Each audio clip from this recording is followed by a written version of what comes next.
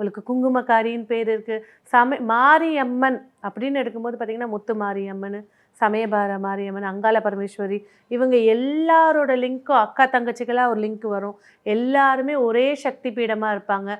அந்த சக்தியிலேருந்து எடுத்துகிட்டு வந்த சிலைகள் தான் ஒரு ஒரு இடத்துல நிறுவி வழிபாடு செய்கிறாங்க.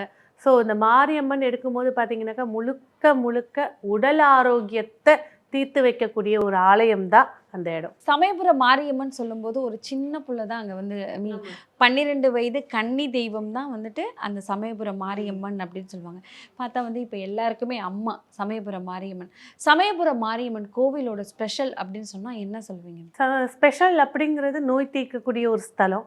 அது இப்போ இந்த விழாக்கள் நடக்கும். முக்கியமான ஒரு விழா என்ன அப்படின்னு பார்த்தீங்கன்னா, இந்த பூச்செறிதல் அப்படின்னு சொல்லி பூவை எடுத்து அம்மாவை வந்து உஷ்ணத்துலேருந்து அந்த பட்டினிலேருந்து சோர்வுலேருந்து விழிக்க வைக்கிறதுக்காக எல்லோரும் பூச்செறிதல் சொல்லி பூக்களை தூவுவாங்க.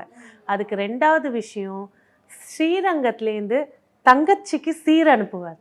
அதாவது ஆதி காலத்துலலாம் வந்து பார்த்திங்கன்னா ஒரு பொண்ணை கட்டி கொடுத்துட்டு அவ்வளோதான், அடுத்த நாள்லேருந்து அது எங்கே இருக்குது, எப்படி இருக்குது, வம்சம் இருக்கா இல்லையான்றதே தெரியாது.